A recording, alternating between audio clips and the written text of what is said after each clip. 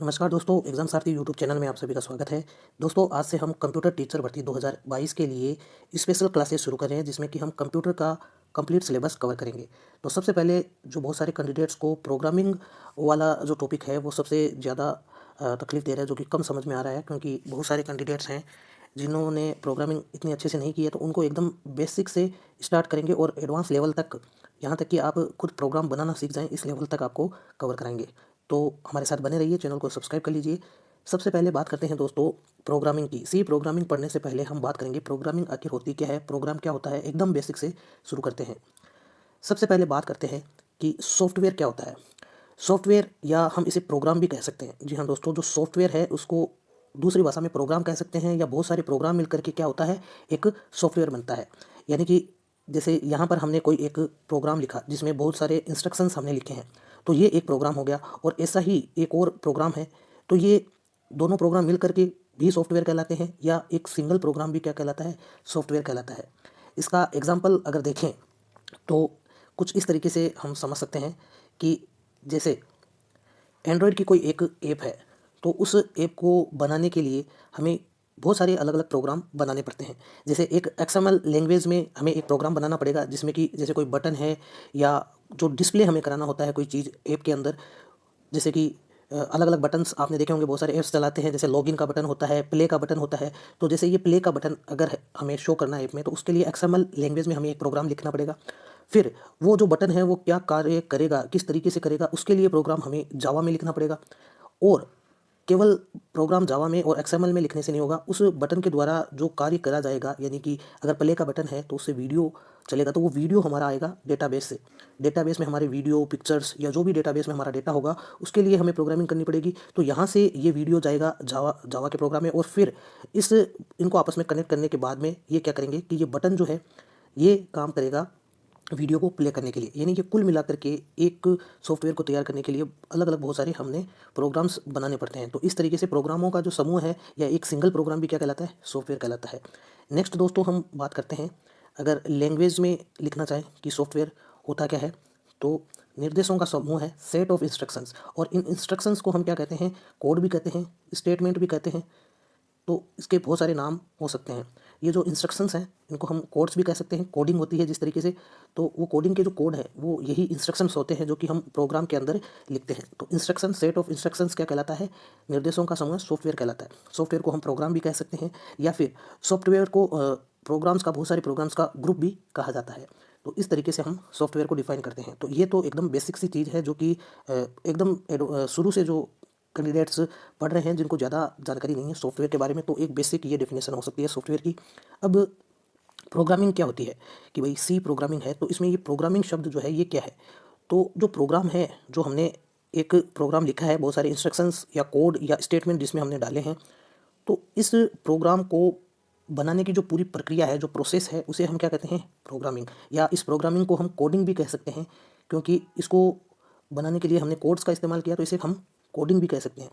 Software में आने वाले जो इंस्ट्रक्शन या जो निर्देश है, उनको हम क्या कह सकते हैं, कोड कह सकते हैं। इनको एक स्पेशल लैंग्वेज में लिखना पड़ता है। जैसे कि आपने अगर सी प्रोग्राम्स देखे होंगे, तो उनमें हम इस तरीके से लिखते हैं, वॉइड मेन, फिर ब्रैकेट लगा देते हैं, और फिर प्रिंट ऑफ का जो हम यहाँ पर फंक्शन लिखते हैं, और फिर उसके अंदर कुछ इस तरीके से कमांड देते हैं, प्रिंट ऑफ हेलो लिखते हैं। तो ये जो स्पेशल तरीके से हम इनको लिख रहे हैं, एक स्पेशल लैंग्वेज में हम लिख रहे हैं, सीधा सीधा नहीं लिख रहे हैं कि भाई सीधा लिख दिया कि प्रिंट हेलो, तो वो कोई प्रोग्राम नहीं बनेगा, वो कोई इंस्ट्रक्शन नहीं होगा या कोड नहीं होगा। तो एक स्पेशल लैंग्वेज में हमें जो है प्रोग्राम को लिखना पड़ता है, और इस स्पेशल लैंग्वेज को क्या कहते हैं, कोडिंग कहते हैं या प्रोग्रामिंग कहते हैं। तो ये इंस्ट्रक्शंस हैं, ये स्पेशल तरीके से इनको लिखा जाता है।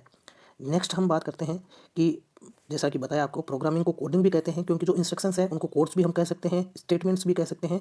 और कोड्स कहते हैं तो प्रोग्राम को हम, प्रोग्राम जो है उसको करने की जो प्रक्रिया है प्रोग्रामिंग, उसको कोडिंग भी कह सकते हैं। तो नेक्स्ट हम बात करते हैं आगे बढ़ते हुए कि जो इंस्ट्रक्शंस, या जिसे हम कोड भी कह सकते हैं, स्टेटमेंट भी कह सकते हैं, ये जो है जब हम कोई भी प्रोग्राम लिखते हैं, तो उसमें आपने देखा होगा, जब सी का प्रोग्राम हम रन कराते हैं तो उसमें एरर आता है।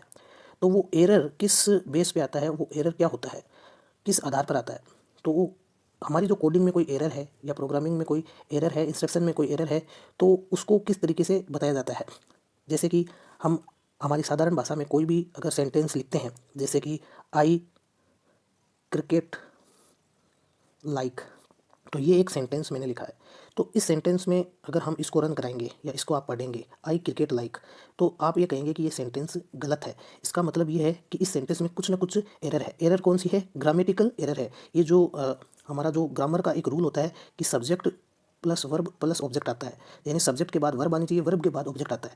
तो आई लाइक क्रिकेट होना चाहिए, लेकिन यहाँ पर लिखा है आई क्रिकेट लाइक। इसका मतलब इसके जो ग्रामेटिकल इसमें एरर है, वही ग्रामेटिकल एरर हमारी प्रोग्रामिंग में क्या कहलाती है? सिंटेक्स कहलाती है। ये प्रोग्रामिंग की क्या है? हमारी कोडिंग की ग्रामर है, उसे ही क्या कहते हैं? सिंटेक्स। और वो जब कोडिंग में प्रोग्रामिंग में कोई एरर आएगा, यानी जो ये रूल जो है ग्रामर का जब टूटेगा, तो उसे सिंटेक्स एरर जो है दिखाएगा। जब हम किसी भी सी प्रोग्राम को टर्बो सी में C++ में जब हम रन कराएंगे प्रोग्राम को, तो जो एरर दिखाएगा, जो ग्रामेटिकल एरर हमारे सेंटेंस में जैसे इंग्लिश में होती है, वैसे ही जो एरर होगी हमारी कोडिंग में, उसे सिंटेक्स कहा जाता है। तो सिंटेक्स एक तरीके से क्या है? इंस्ट्रक्शंस को लिखने का तरीका है कि भाई एक सीक्वेंस में होना ही चाहिए कि सब्जेक्ट आएगा, सब्जेक्ट के बाद वर्ब आएगी, वर्ब के बाद ऑब्जेक्ट आएगा। तो उसी तरीके से प्रोग्रामिंग में भी इंस्ट्रक्शंस को लिखने का जो तरीका है, उसे सिंटेक्स कहते हैं। ये प्रोग्रामिंग की ग्रामर है। अगर इसमें कोई लिखने के तरीके में गलती होती है, तो उसे क्या कहेगा? सिंटेक्स एरर शो करेगा। अब बात करते हैं सीमेंटिक। सीमेंटिक क्या होता है कि जो सिंटेक्स है या जो प्रोग्राम में हम लिख रहे हैं, तो उस इंस्ट्रक्शन का क्या मीनिंग होगा, वो क्या होता है? सीमेंटिक्स उसे कहा जाता है। यानी इंस्ट्रक्शंस के द्वारा जो काम किया जाना है, उसको क्या कहा जाता है? सीमेंटिक्स प्रोग्रामिंग में कहा जाता है। यानी जो उसका मीनिंग है, कोई भी सेंटेंस है, जैसे ये सेंटेंस है, अगर इस सेंटेंस को हम इस तरीके से लिखें तो इसका कोई मीनिंग नहीं निकलता है, लेकिन हम इसको सही क्रम में लिखेंगे, सही क्रम में लिखेंगे तो इसका एक मीनिंग होगा। यानी आई लाइक क्रिकेट अगर हम लिखते हैं तो उसका एक मीनिंग निकल के आता है। वो मीनिंग क्या कहलाता है प्रोग्रामिंग की भाषा में? सीमेंटिक कहलाता है। तो इंस्ट्रक्शंस के द्वारा जो किया जाने वाला कार्य है, वर्क है, वो क्या कहलाता है? सीमेंटिक कहलाता है। नेक्स्ट हम बात करते हैं कि जो प्रोग्रामिंग लैंग्वेज है, वो दो तरह की होती है। एक तो होती है आपकी लो लेवल लैंग्वेज, दूसरी आपकी जो होती है वो होती है हाई लेवल लैंग्वेज, LLL और HLL। तो यहाँ पर हम बात करते हैं कि जो लो लेवल लैंग्वेज होती है, वो मशीन डिपेंडेंट होती है। यानी कि वो केवल मशीन ही को ही समझ में आती है। जो यूज़र होता है, यानी जो प्रोग्रामर होता है, यूज़र को हम जो प्रोग्रामर होता है उसी को यूज़र कहते हैं। और जो प्रोग्राम को बनाता है वो हो गया प्रोग्रामर, और उसे ही हम यूज़र कहते हैं। और जिस सॉफ्टवेयर को हम यूज़ लेते हैं तो हम कहलाते हैं एंड यूज़र। तो जो प्रोग्रामर है, वो जब भी कोई प्रोग्राम बनाता है तो वो हाई लेवल लैंग्वेज में बनाता है, क्योंकि लो लेवल लैंग्वेज जो होती है वो इतनी कठिन होती है, जो कि प्रोग्रामर को समझ में नहीं आएगी, वो केवल मशीन को समझने के लिए होती है। तो जो लैंग्वेज मशीन को समझ में आती है या मशीन के पास है, वो हो गई लो लेवल लैंग्वेज और यूज़र से दूर है। हाई लेवल लैंग्वेज वो लैंग्वेज जो यूज़र यानी प्रोग्रामर के ज़्यादा समझ में आती है, ज़्यादा पास है, तो वो है हाई लेवल लैंग्वेज। और ये यूज़र के पास है और मशीन से दूर है। यानी हाई लेवल लैंग्वेज में लिखा जो प्रोग्राम है, वो किसी मशीन पे यानी मशीन को काम नहीं करा सकता। यानी कि हमने कोई ऐसा प्रोग्राम लिखा जो कि हमें किसी हार्डवेयर को चलाना है, तो वो इंस्ट्रक्शन जो है मशीन को नहीं दे पाएगा, मशीन से काम नहीं करवा पाएगा डायरेक्ट। उसको हमें क्या करना पड़ेगा?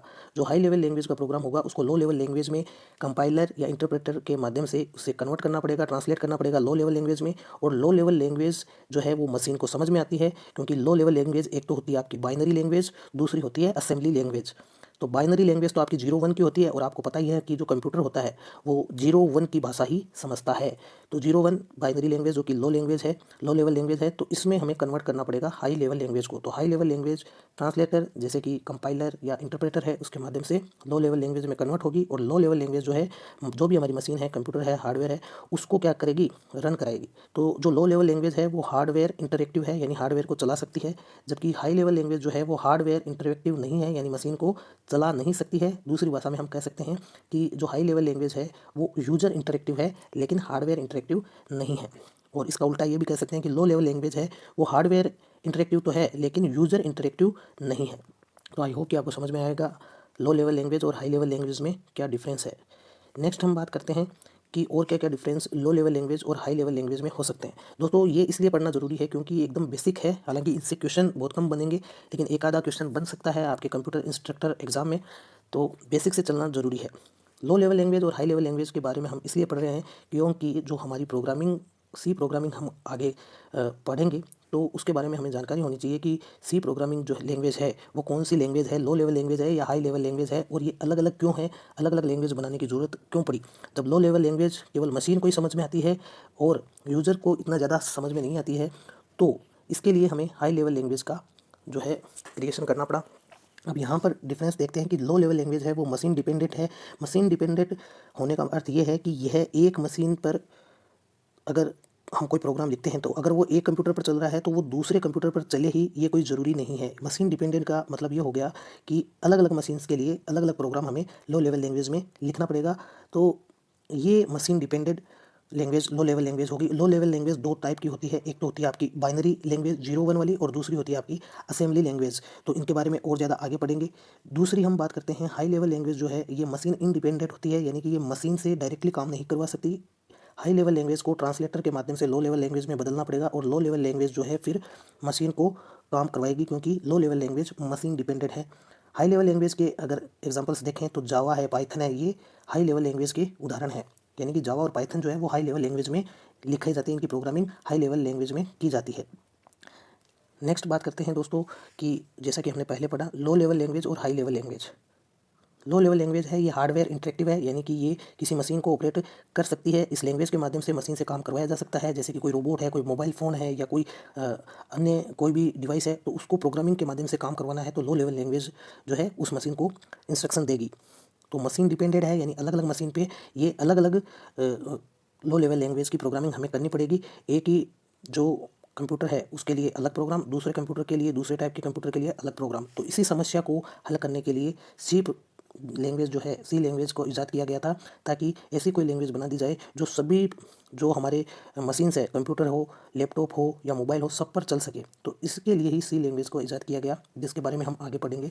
तो लो लेवल लैंग्वेज जो हार्डवेयर इंटरेक्टिव है और यूज़र इंटरेक्टिव नहीं है, मशीन डिपेंडेंट है। हाई लेवल लैंग्वेज जो कि यूज़र इंटरेक्टिव तो है, यानी प्रोग्रामर उसको समझ सकता है, लेकिन ये हार्डवेयर इंटरेक्टिव नहीं है, यानी हार्डवेयर से डायरेक्टली काम नहीं करवा सकती। इसके लिए हमें एक ट्रांसलेटर चाहिएगा जो कि हाई लेवल लैंग्वेज को लो लेवल लैंग्वेज में चेंज करेगा, और लो लेवल लैंग्वेज जो है वो उस प्रोग्राम को मशीन पे या मशीन को इंस्ट्रक्शन देके मशीन से काम करवाएगी। तो लो लेवल लैंग्वेज के उदाहरण हो गए आपकी बाइनरी लैंग्वेज और assembly language. High level language के उदाहरण हो गए आपकी जावा और पाइथन। नेक्स्ट हम बात करते हैं, जो कि अभी तक हमने बात की है, हाई लेवल लैंग्वेज को लो लेवल लैंग्वेज में ट्रांसलेट करने के लिए ट्रांसलेटर चाहिएगा। तो जो हाई लेवल लैंग्वेज का कोड है वो ट्रांसलेटर के माध्यम से लो लेवल लैंग्वेज में बदला जाएगा, और लो लेवल लैंग्वेज जो है मशीन को इंस्ट्रक्शन देके वो सारे कार्य करवाएगी। जैसे कि हमने एक हाई लेवल लैंग्वेज में कोड लिखा प्रिंट एफ, तो ये कोड पहले ट्रांसलेटर या कंपाइलर, जो ट्रांसलेटर की भूमिका है वो कंपाइलर और इंटरप्रेटर निभाता है। कंपाइलर और इंटरप्रेटर में क्या अंतर है वो भी हम आगे जानेंगे, लेकिन यहाँ पर हम समझने के लिए ये देख लेते हैं कि हाई लेवल लैंग्वेज का कोड है वो ट्रांसलेटर के माध्यम से लो लेवल लैंग्वेज में चेंज होगा, और वो कोड मशीन को समझ में आएगा और वो उसके अकॉर्डिंग मशीन काम करेगी।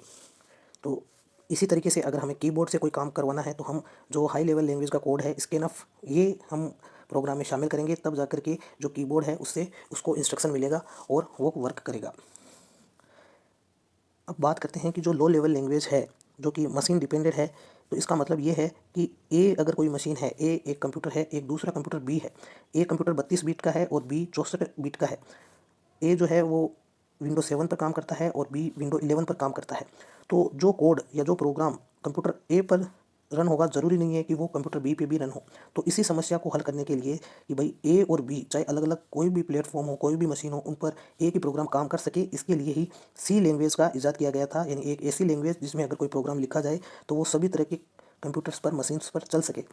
अब जो ये मशीन्स हैं या कंप्यूटर हैं, ये जो होती हैं इनके लिए जो प्लेटफॉर्म होता है जिसके आधार पर ये मशीन चलती हैं, तो इसमें प्लेटफॉर्म में दो चीज़ें सम्मिलित होती है कि भाई कोई भी कंप्यूटर है या कोई मोबाइल फ़ोन है तो उसका सीपीयू आर्किटेक्चर जो है और उसका ऑपरेटिंग सिस्टम।